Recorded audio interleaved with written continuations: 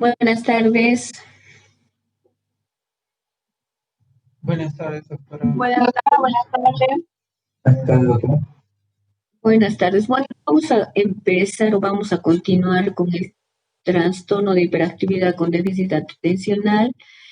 Y habíamos quedado en que estos pacientes además tienen otros trastornos asociados, como son la baja autoestima por las constantes reprimendas y desvalorización, incluso que se les hace todo el tiempo, llamarles la atención todo el tiempo, que eso lleva a su mal comportamiento, a los problemas de adaptación en la escuela, no marcan, no miden el peligro y no aceptan la marcación de límites y por lo tanto tienen mayor facilidad para sufrir accidentes, problemas en las relaciones con los familiares y amigos, entre las familias, ¿no es cierto? Siempre los están tildando de maleducados, malcriados, tienen problemas de sueño y obviamente problemas de alto nivel de ansiedad, ¿no? Además, todo eso se va a traducir en los problemas que presenten a la hora de tener su aprendizaje, el aprendizaje que tendría que tener normalmente el niño. Hemos dicho también que hay exámenes complementarios que se pueden realizar, que nos pueden orientar a este trastorno, pero que en definitiva no es el que se tendría que hacer y que en definitiva nos va a dar el diagnóstico, ¿no es cierto? Puede haber en el electroencefalograma una desorganización de las ondas lentas teta, en la resonancia magnética pueden haber alteraciones a nivel del lóbulo frontal y en la tomografía por emisión de positrones, descenso del flujo en las regiones frontales, como hemos visto en las imágenes anteriores. El diagnóstico diferencial lo hacemos con los trastornos del comportamiento, de la conducta y el comportamiento, que vamos a ver ahora también. Y también les decía que el trastorno de hiperactividad en muchos casos está catalogado como un trastorno de conducta grave, ¿no? Por toda la implicancia que tiene la conducta de la hiperactividad y la impulsividad, sobre todo de estos niños. También hay que hacer diagnóstico diferencial con la ansiedad. En definitiva, estos niños y adolescentes que tienen ese trastorno presentan altos niveles de ansiedad. La depresión secundaria por baja autoestima o depresión reactiva, ¿no es cierto? A veces el maltrato al que son sujetos estos niños y adolescentes y los trastornos de aprendizaje que habíamos hablado. Y estos pacientes, lamentablemente, muchas veces después de los 12 años evolucionan a un trastorno negativista desafiante, a un trastorno explosivo intermitente y a un trastorno disocial. Entonces, son las patologías con las que debemos hacer el diagnóstico diferencial. En cuanto al curso y al pronóstico, los síntomas pueden perdurar durante la adolescencia y la vida adulta, pero pueden remitir con la pubertad, ¿no? Y persisten el déficit de atención e impulsividad y remite la hiperactividad. La remisión no es frecuente antes de los 12 años y los problemas de aprendizaje van a persistir. Y el riesgo de desarrollar personalidad antisocial y trastornos de abuso de sustancias.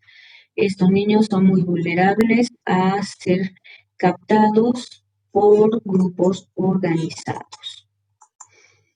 El tratamiento es multidisciplinario. El tratamiento no es único, no es exclusivo, ni es sustituible. El tratamiento tiene que ser individualizado y tiene que ser precoz. Por eso les decía, muchas veces el diagnóstico coincide con la entrada del niño a la escuela, ¿no es cierto? Pero si antes los padres o los maestros, o la familia se ha dado cuenta y se hace un diagnóstico precoz, entonces también es posible ayudar de mejor manera al niño, ¿no? Antes que entre a la escuela. Entonces, para cuando una vez que ya entre en la escuela ya va a estar más adaptado, por lo menos va a tener pautas que seguir. Entonces, el tratamiento, les decía, no es exclusivo de un área solamente, están implícitas y están todas las áreas que tienen que apoyar al niño para que mejore su conducta, su comportamiento y se estimule el área cerebral. Entonces, el psicológico, que es el cognitivo-conductual, sobre todo dirigido a cambiar esas conductas esas cogniciones equivocadas, ¿no es cierto?, esos pensamientos que después a la larga le van a llevar a una depresión, a una ansiedad y a otros trastornos, y esa conducta, ¿no?, que pueda mejorar esa conducta. También el tratamiento tiene que ser a nivel psicopedagógico, en el área donde se desenvuelve, sobre todo en la edad escolar. Tenemos que trabajar mucho en ese sentido. El área psicosocial, el relacionamiento del niño, tanto en el hogar como sus relaciones sociales, en la escuela, sobre todo y principalmente, y el tratamiento farmacológico.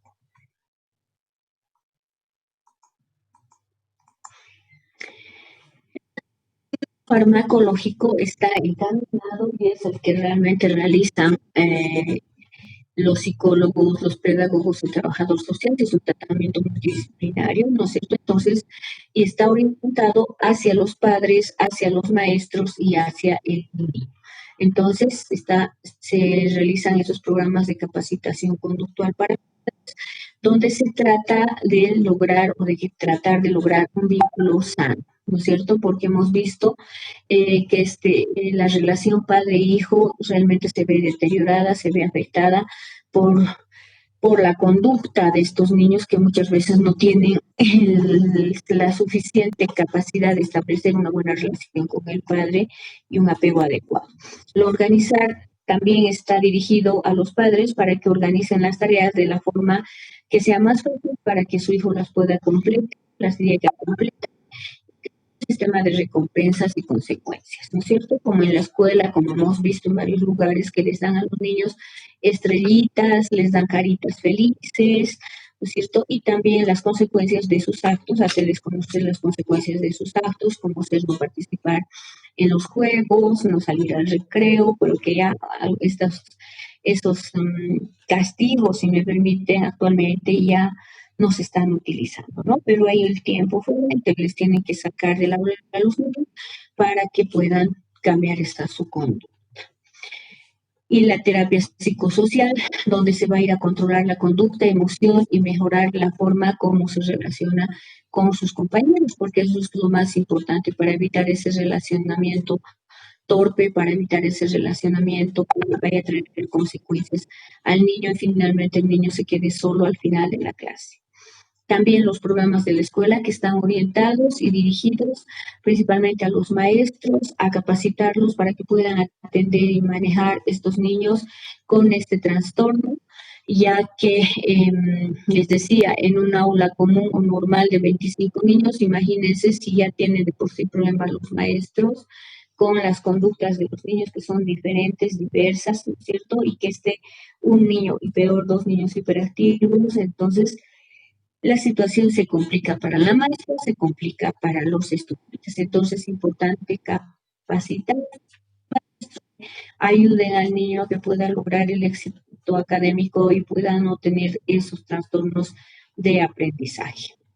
Y también se tiene que hacer la interrelación entre padres y maestros, porque igualmente los padres tienen que actuar como coterapeutas, hacer lo que se hace en estos grupos estructurados, en grupos organizados, en ambientes donde ya se han organizado cómo tratar a estos niños, ¿no? Es que se ha hecho el diagnóstico del trastorno de hiperactividad con déficit atencional, tenemos que tomar en cuenta si es leve y si es moderado a grave. Si es leve, entonces vamos a seguir una conducta, la terapia conductual, tanto en el niño y entrenamiento a los padres, ¿no es cierto? Entonces hay que entrenar a los padres para que puedan poder atender a estos niños. Y las intervenciones escolares, dándole apoyo, refuerzo escolar, adaptando la currícula, ¿no es cierto?, para estos niños y la formación a docentes. Si estas conductas o este abordaje terapéutico es eficaz, entonces pues lo vamos a dejar al niño con ese abordaje, ¿no es cierto? Sobre todo si se trata de un trastorno de hiperactividad moderado a grave, aparte de hacer todo este tratamiento, ¿no es cierto? Hacemos ese tratamiento multimodal y si no hay respuesta, que de hecho muchas veces no la hay, entonces no es eficaz, entonces hacemos el tratamiento farmacológico. ¿no es cierto? Entonces, todas estas, la terapia conductual, la intervención escolar, el entrenamiento en el trastorno de hiperactividad leve da muy buen resultado. En el moderado tenemos que agregar el tratamiento farmacológico. Se utilizan los psicoestimulantes, ¿no es cierto? Los psicoestimulantes como tratamiento de primera línea, el metilfenidato, la dextroanfetamina y la pemolina. Actualmente se utiliza, o en nuestro medio utilizamos el metilfenidato. También se pueden utilizar los fármacos no estimulantes como los antidepresivos, los tricíclicos, los tetracíclicos, el bupropión, también los antihipertensivos, la clomidina y la guanfacina, que son antihipertensivos, pero que tienen muy buen efecto sobre el área motora, ¿no es cierto? O sea, sobre todo para ir a calmar esta hiperactividad. La tomoxetina también se utiliza en ese sentido y otros como el donepezil. Entonces, el metilfenidato es el tratamiento de primera elección, ¿cierto? Que es la Ritalina en nuestro medio, el Rubifen, el Concerta, bueno, hay diferentes nombres comerciales de diferentes casas. El nombre genérico es el metilfenidato y que se puede administrar de 0,5 a 2 miligramos por kilo peso día, llegando un máximo hasta 60 miligramos. Si las tabletas vienen de 20 miligramos. Se tienen que hacer controles de signos vitales, de la frecuencia cardíaca, la presión arterial. Y si estamos hablando de niños, tenemos que tener en cuenta que son niños que están en crecimiento y desarrollo. Entonces tenemos que hacer un control de su talla y de su peso, ¿no es cierto? Al inicio del tratamiento, a los 3 meses, a los 6 meses y cada vez que se tenga que modificar las dosis, porque tenemos que ver hasta qué punto va a dar resultado con la dosis que iniciamos. Entonces, si las condiciones del paciente sobre todo lo permiten, podemos hacerlo. Si es un paciente institucionalizado, vamos a tener ese cuidado, ¿no? Entonces, podemos hacer el tratamiento 6 meses y después valorar el tratamiento durante periodos. Nosotros generalmente hacemos el tratamiento en niños que están en edad escolar de lunes a viernes. Suspendemos sábado y domingo. Obviamente, si el sábado también tienen clases los niños o los adolescentes, entonces sí se administra, descansa y en la etapa de vacaciones también, ¿no? Porque estamos hablando de un estimulante cerebral. Entonces, se estimula toda el área cognitiva, el pensamiento, la conciencia, la atención, que es la que está más afectada en este caso, la atención, la concentración, la memoria, sedar un poco al niño. Va a disminuir esa hiperactividad, ¿no? También hay el metilfenidato en tabletas, también hay en jarabe. Y lo único malo de estos fármacos es que pueden provocar disminución del apetito. Por eso les decía que hay que hacer controles periódicos de peso y de talla, ¿no es cierto? Y también el insomnio, si ya de por sí hay trastornos asociados como el insomnio en estos niños, imagínense con los fármacos, por eso tenemos que dar durante tiempo solamente, ¿no? Y se absorben comenzando su acción a los 20 minutos. Si el niño va a ir a la escuela, entonces entra a la clase a las 8, a las 7:30 le podemos empezar a dar, ¿no? Los no estimulantes, y si tienen sobre todo comorbilidad psiquiátrica como la depresión, como la ansiedad, ¿no es cierto? Entonces funciona bien la tomoxetina. Y sobre todo hay que tener cuidado en estos pacientes donde están con ideas de suicidio, entonces eso tiene el hecho de que puede aumentar, ¿no? La guanfacina, que les decía que controla la tensión y el impulso, pero que provoca dolores abdominales, cefalea, hipotensión y bradicardias, y son fármacos hipotensores. Esto sí es menor a 6 años, entonces tenemos que hacerlo con lo que habíamos dicho, la intervención escolar, el entrenamiento a padres y la psicoterapia cognitivo-conductual, ¿no es cierto? Si hay mejoría total, entonces tenemos, o hay mejoría total, se continúa con este tratamiento. Si una mejoría parcial, pero los síntomas no repercuten o lo hacen mínimamente en el desarrollo académico del niño, en sus relaciones. Entonces tenemos que pedir un abordaje psicológico, intervención y continuar hasta que el niño cumpla los 6 años. Y los síntomas no son tan graves, ¿no es cierto? Entonces, nos mantenemos con esta intervención escolar a los padres y al niño. Si no mejoran, ¿no es cierto? Si no mejora o hay una mejoría parcial, pero que los síntomas repercuten, van a provocar un deterioro en el relacionamiento de esos niños, tenemos que utilizar necesariamente la farmacoterapia. El metilfenidato a dosis bajas e ir aumentando la dosis de manera pausada, ¿no? Y si hay mejoría, continuamos con el metilfenidato. Si no mejora, si hay una escasa mejoría, podemos añadir otros fármacos dependiendo de los síntomas que presenten, ¿no es cierto? Si está ansioso, si es irritable, entonces podemos utilizar hasta los antipsicóticos. Mejoría, para nada tenemos que quitar el medicamento y tenemos que volver a reevaluar a ese niño, ¿no? Para ver que posiblemente no sea un TDAH, posiblemente sea un episodio maníaco, que es raro en los niños, pero que de todas formas se puede dar, o puede ser secundario a alguna otra situación, o puede ser una depresión atípica, un cuadro psicótico. Entonces tenemos que tener ese cuidado. Podemos volver a realizar el diagnóstico y tratando todos los síntomas que presenta el niño. Si es mayor a 6 años, entonces el entrenamiento a padres, la intervención escolar, todo lo que habíamos hecho, entonces más los psicoestimulantes, subiendo de manera progresiva hasta alcanzar las dosis, ¿no? Si hay una clara mejoría, continuamos con las dos cosas, todo lo que hemos dicho en la intervención psicológica y los fármacos. Entonces continuamos de esa forma. Si hay efectos secundarios o no hay mejoría, tenemos que cambiar a la tamoxetina, ¿no? Y continuar la intervención psicológica, evaluar los efectos secundarios o la no mejoría.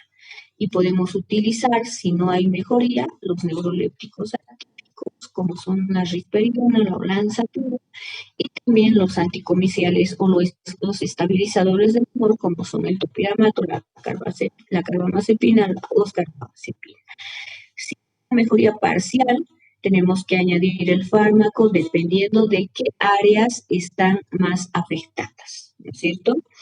Si está el área cognitiva, atención, concentración, pensamiento, etcétera, etcétera, utilizaremos los anticomiciales. Si están los síntomas de conducta, los trastornos de conducta, esos trastornos de conducta y de comportamiento, entonces vamos a utilizar también los neurolépticos o antipsicóticos. Y si ese niño sigue con esa impulsividad tan marcada, también utilizaremos los estabilizadores del humor, los anticomiciales, el topiramato, etc. Si están todos los síntomas, entonces sí debemos cambiar a otro fármaco, ¿no? Entonces, dependiendo de qué áreas estén afectadas, con el metilfenidato y con los antipsicóticos, los anticomiciales, para poder volver a evaluar al niño. Y finalmente, pues vemos que hay muchos famosos que han logrado salir de este cuadro pese a todo, ¿no es cierto? Y llevan una vida normal, ¿no?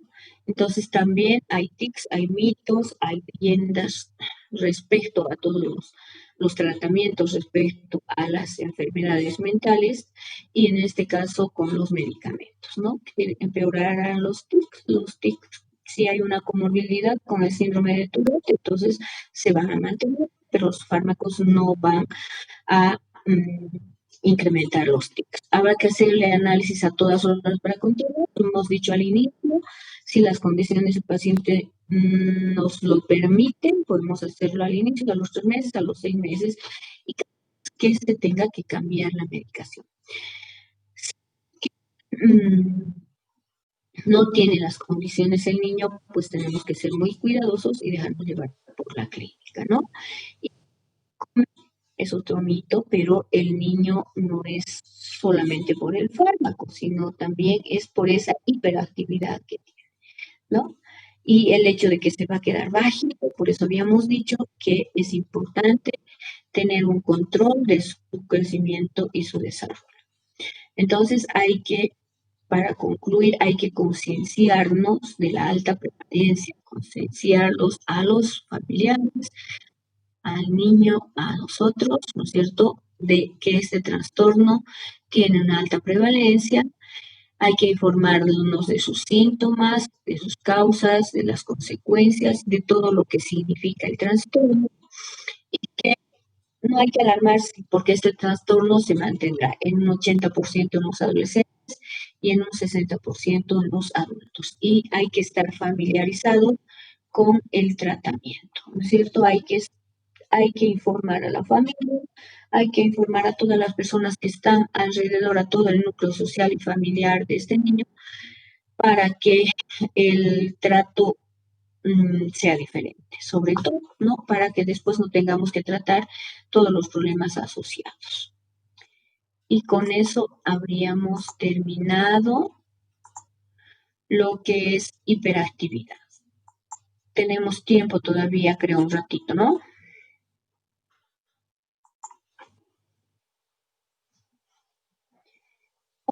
¿Están ahí o ya se durmieron? Sí, pero seguimos aquí. Bueno, entonces para continuar con lo que es la psiquiatría, ¿no es cierto? Y con que hemos hablado del autismo, de los trastornos del espectro autista, del trastorno de hiperactividad, también está dentro de lo que son estos trastornos graves en los niños, los trastornos de conducta, ¿no? Y que al igual que la hiperactividad van a provocar un deterioro muy marcado en todas las áreas de funcionamiento de estos niños. Parecería que realmente son niños mal educados, mal criados, ¿no es cierto?, que no respetan las normas, que son muy mimados, que hacen berrinches, pero finalmente tenemos que tener en cuenta que tienen un trastorno. Los efectos o las causas son diversas, pues sí, lo son.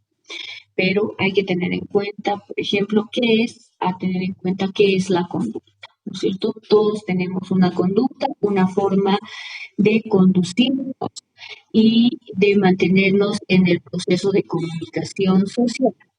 Entonces, ¿qué quiere decir eso? Actuamos de una manera que nos permite relacionarnos de una manera adecuada con el resto de las personas, ¿no? Para ello tenemos actitudes, tenemos motivaciones, todas nuestras actuaciones están regidas o tienen una motivación en particular. En este caso, ustedes tienen una motivación que es el de ser médicos, entonces todas sus conductas están orientadas a ello, ¿no es cierto? Por eso no duermen, estudian mucho, sufren cuando no tienen metas, pero se han ido adaptando. Entonces, tienen una motivación a la cual tienen que seguir y eso les hace tener conductas a veces que no son las más apropiadas, pero que finalmente ustedes tienen esa capacidad de adaptarse y cambiar, ¿no es cierto? Y adaptarse para tener un buen relacionamiento.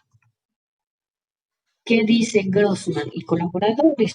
Dice que los trastornos de conducta son el resultado que se produce entre las condiciones intrapersonales e interpersonales, entre las condiciones que tiene el niño y el adolescente como tal, ¿no es cierto? Todas sus condiciones, desde su crecimiento y desarrollo hasta la forma en la que es alimentado, cómo se viste, cómo es tratado, si tiene buen trato, afecto, etcétera, etcétera, y las interpersonales, ¿no? Que eso repercute cómo es el ambiente donde se rodea. Entonces hay una relación entre lo que tiene el niño y con lo que se relaciona, ¿no es cierto? Entonces, si hay una condiciones desfavorables, entonces también esa conducta va a cambiar, ¿no es cierto? Entonces esa conducta se va a manifestar de una manera alterada, si me permiten, en las diferentes situaciones en las que le toca vivir o actuar al niño niño, en la familia, la escuela, en la comunidad, principalmente donde se notan estos cambios de conducta o donde se notan estas manifestaciones anómalas de la conducta de los niños en la escuela, ¿no es cierto?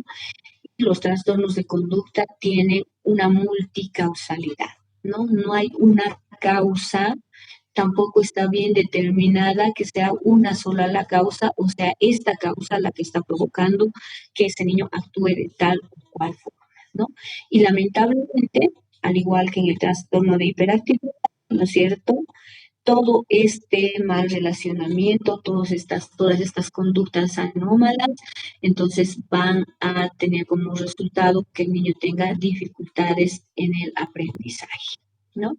Entonces, el trastorno de conducta es un conjunto persistente de comportamientos que evolucionan con el tiempo. Hoy puede ser una conducta, mañana va a ser otra, y cada vez va a ser más difícil de tratar esos trastornos de conducta, va a ser más difícil de poder cambiar o de poder estabilizar, si me permiten, esa conducta. Entonces, ¿y cómo son esas conductas? Esas conductas son comportamientos antisociales que van evolucionando, van cambiando, ¿no es cierto? Que podemos decir de leves a graves, y estas conductas antisociales violan los derechos de otras personas, las normas y las reglas adecuadas para la edad, porque para cada edad, como en la hiperactividad hemos visto, ¿no es cierto? Para cada edad hay una forma de comportarse, hay una forma de relacionarse. A medida que el niño va creciendo, también va aceptando que tiene límites, ¿no es cierto? Que no puede intervenir en conversaciones de adultos, que no puede ser el centro de atención, que tiene que cumplir con sus deberes, que tiene que realizar sus tareas, ordenar sus juguetes. En cambio, estos niños, lamentablemente, para su edad, para la edad que tienen, van violando permanentemente las normas y las reglas, ¿no? Que determinan entonces la conducta, si hemos hablado de esos trastornos de conducta que no tienen una sola causa y que tienen una multicausalidad. Entonces hablamos de causas internas y de causas externas. Causas internas que están desde los factores genéticos y los factores orgánicos o los factores biológicos, ¿no es cierto? Y las causas externas están las condiciones ambientales, el nivel socioeconómico de ese niño, el entorno social, su nivel cultural y también las condiciones familiares, ¿no? Entonces, ver qué modelos parentales tienen. Si tienen estilos educativos, los padres tienen estilos educativos, el estado emocional de los padres, qué tipo de vínculos han desarrollado, qué modelos parentales tienen, si son familias funcionales, disfuncionales, estables, mal organizadas, monoparentales, disgregadas, ¿cierto? Entonces hay que tener en cuenta, ya les decía que no es necesario que los padres estén divorciados para tener una familia disfuncional. Muchas veces una pareja que no se separa nunca puede ser mucho más disfuncional, porque realmente las conductas que tienen delante de nosotros son muy graves, ¿no es cierto? No se separan, se mantienen unidos por razones. El que dirá, porque no pueden, porque la esposa o el esposo depende económicamente del otro, ¿no es cierto? Hay tantas situaciones, porque estaba viendo yo, por ejemplo, que cambió el rol en una familia y obviamente ya ha empezado a traer sus consecuencias porque la madre trabaja, el padre perdió su trabajo y nunca más hace años pudo conseguir un trabajo estable y va realizando cosas así de arreglos, de trabajos que duran corto tiempo. Entonces la esposa es la que mantiene todo el lugar, ¿no es cierto? Y permanentemente le echa en cara eso. Tiene 3 hijos, 2 ya no vive con ellos, pero el que vive es el que está sufriendo en este momento, ¿no?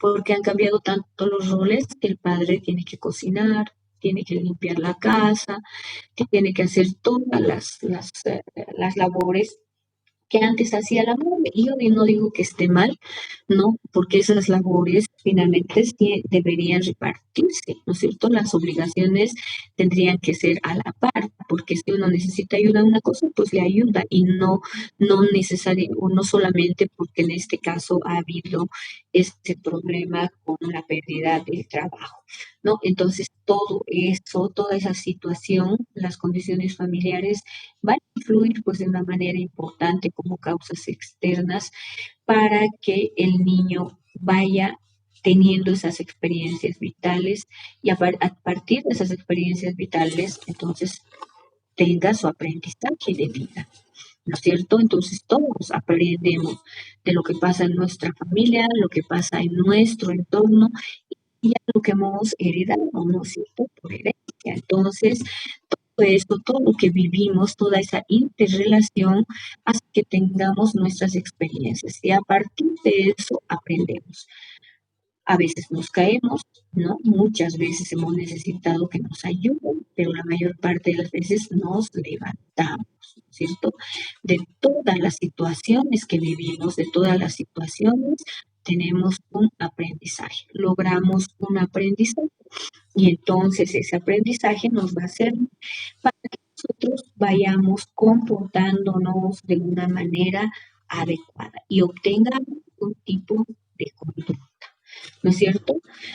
Lo que aprendemos relacionando todo lo que sucede en nuestra vida, tanto en nosotros mismos, las condiciones intrapersonales que tenemos, con las externas que nos da todo lo que está alrededor de nosotros, nos hace aprender bien o mal y nosotros procesamos todo eso que aprendemos, ¿no es cierto? Y de esa forma, pues surge nuestro pensamiento. De lo contrario, no tenemos pensamiento.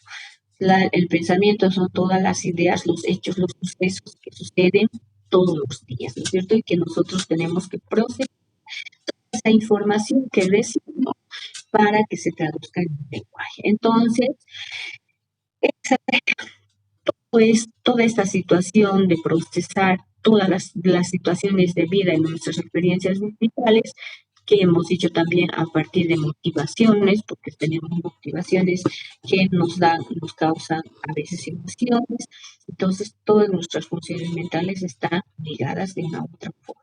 Y todo eso va a influir en nuestra conducta, ¿no es cierto? En el tipo de conducta que vamos a tener. ¿Será adecuada? No adecuada. Tenemos trastornos y eso obviamente va a tener sus consecuencias de ida y vuelta hacia los demás y hacia nosotros mismos. Entonces, todo eso determina la conducta. Y esas conductas, esos trastornos de conducta se van a manifestar de diferentes formas, ¿no es cierto? Desde un, que es decir, crueldad física con personas y animales, con personas más débiles generalmente, porque empiezan a manifestar esa su crueldad con los niños pequeños o con los más pequeños todavía, con los animalitos, los golpean, los patean. Muchos han llegado hasta a matarlos, ¿no es cierto? Yo me acuerdo de un niño que estaba en la unidad de psiquiatría infantil, en la que se los llevó a la granja Sucre, a la granja del psicopedagógico, perdón, para que realizaran terapia ocupacional. En ese entonces se sembraba claveles, ¿no? Se criaba gallinas, se sembraba lechuga, se criaba cerdos, cosa que permitía a los niños hacer una terapia, estar ocupados, estar entretenidos en eso, y pues que se podía tener fondos con ello, ¿no? Pero este niño que les cuento realmente tenía unas conductas totalmente animales. Para empezar, les cortaba o les doblaba las patitas a los pollos, a las gallinas, ¿cierto? Vivos. O sea, les hacía padecer. Lo mismo hacía con las lagartijas, dice que les cortaba sus colitas y las lanzaba, pero tan lejos como podía la lagartija, ¿no? Igual hacía con las flores, pisaba todos los claveles que ya estaban a punto de ser entregados para su venta. Entonces, imagínense, empezó todavía fue más allá, era un niño de 4 años que había sido trasladado del hogar Poconas porque ahí su madre murió cuando él nació y no tenía a nadie más. El padre desapareció. Entonces empezó a crecer el niño, a los 2 años empezó con cambios de conducta, peleaba de todo, agredía a sus compañeritos y por eso lo llevaron al psicólogo, ¿no? Entonces unos extranjeros, antes habían voluntarios extranjeros en el psicopedagógico, lo adoptaron y el papá en un tiempo estaba en silla de ruedas y este niño lo empujó desde el segundo piso, ¿no? Y se reía además. Entonces, por eso fue que lo trasladaron definitivamente al psicopedagógico y ahí hizo su tratamiento. Entonces la crueldad va desde con los más débiles, los indefensos, los animales, ¿no? Y que ahí vamos a quedar porque seguramente esto ya se va a cortar, ¿verdad? Entonces quedaríamos ahí. Nos vemos el viernes. Doctora, hasta luego. Hasta luego, doctora.